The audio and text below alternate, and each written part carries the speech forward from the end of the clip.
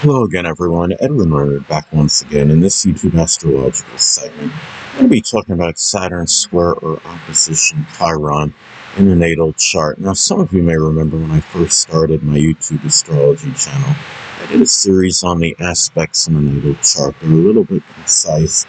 Some people may have referred to them as snappy, so what I decided to do was make another series on them in which the videos would be a little bit longer and more descriptive. So anyway, first thing up is, if you have Saturn square or opposite Chiron in the natal chart, it may be hard to concentrate, which is Saturn, on helping and healing others, which is Chiron.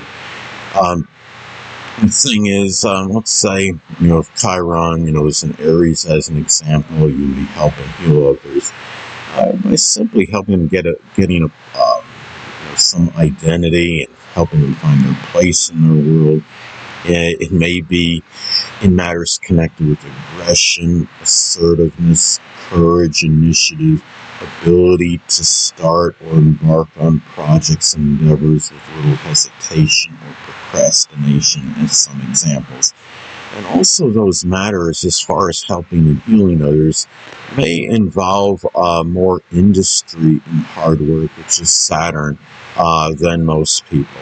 And the thing about this is, let's say, if Chiron is in Taurus as an example, this could be matters that involve more persistence, patience, perseverance, stick-to-itiveness, determination. It could be maybe doing something Taurus related, whether it's art, music, geology, carpet laying, architecture, as some examples. And also, too, you may have difficulty in terms of balancing activities that are associated with the father, which is Saturn, and healers, which is Chiron. Now, let's say, for example, if Saturn is in Gemini, the father may actually be a Gemini sun or ascendant, or simply embody the characteristics of the sign. It could be someone that's very mercurial, loquacious, versatile, dexterous, animated, adaptable, quick-witted, clever, shrewd, but may also be a person that could have a tendency to gossip and be contradictory as well.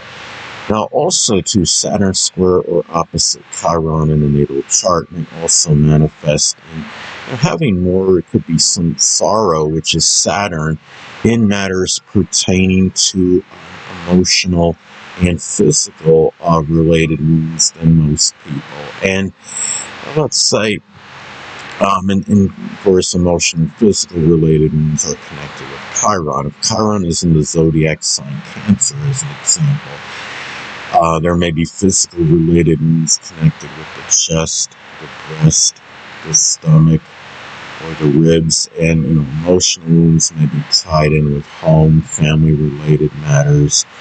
It could be matters pertaining to safety, security, protection.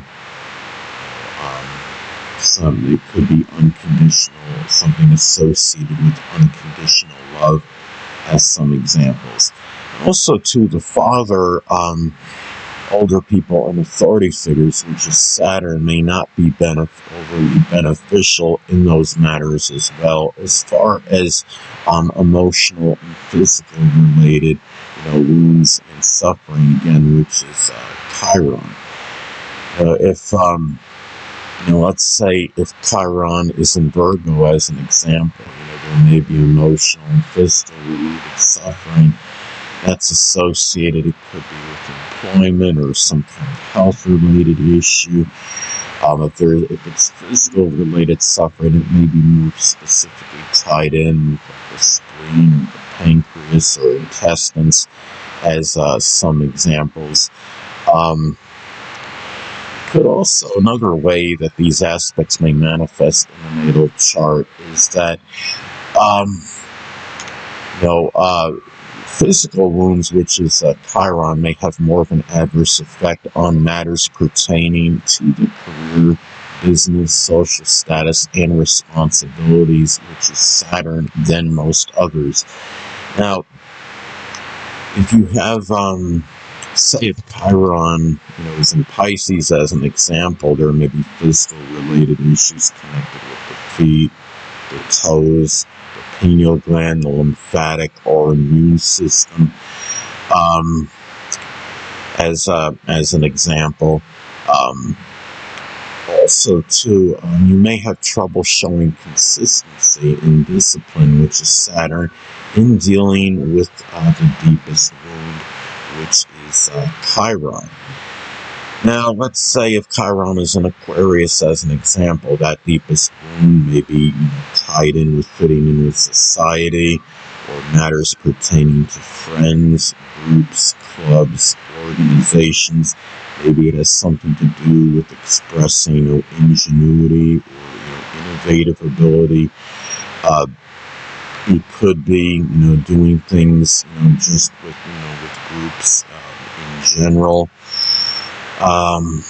Humanitarian, altruistic endeavors or actions as some examples.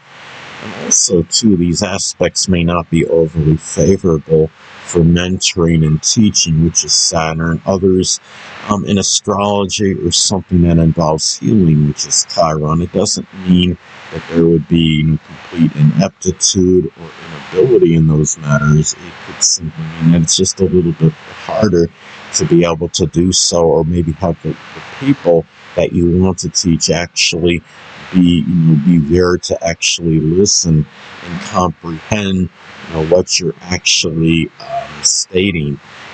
As an example, it doesn't mean that it can't be done. It could also mean that the process in getting there to be able to do so may be a little bit harder and require more work than the average person.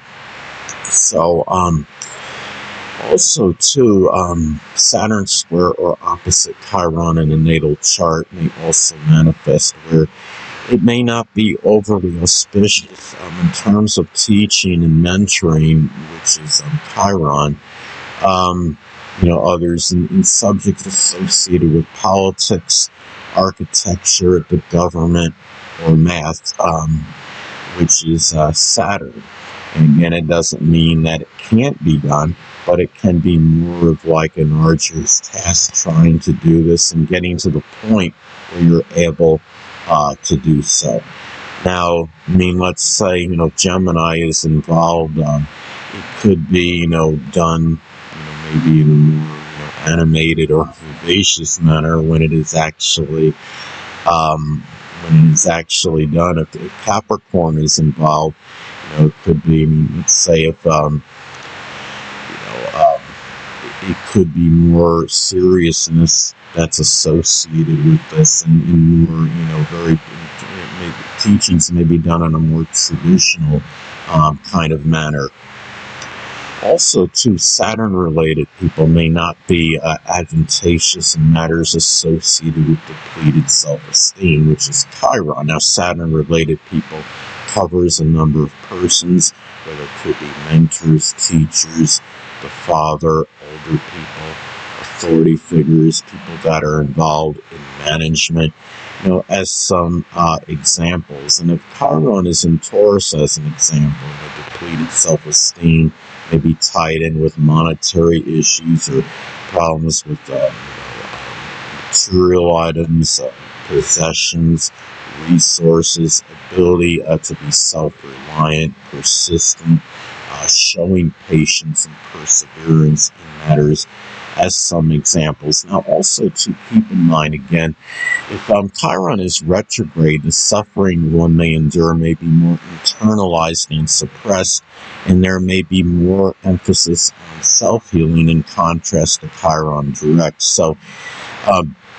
let's say, if you have Chiron in Leo as an example, there may be, if you're dealing with physical related suffering, it may be tied in with the heart, the upper back and spine, but you may keep this more to yourself, and there may be more about trying to find your own way of healing yourself, as in contrast to looking for external ways or other people helping you in these matters. And as far as emotional suffering, if you have Chiron and Leo, it may be tied in with simply not being lauded and praised for efforts, and not getting the attention or accolades, the recognition for things that you have done, as some examples. Anyway, people, that'll conclude this YouTube astrological segment. Until next time, Edwin would say, stay well.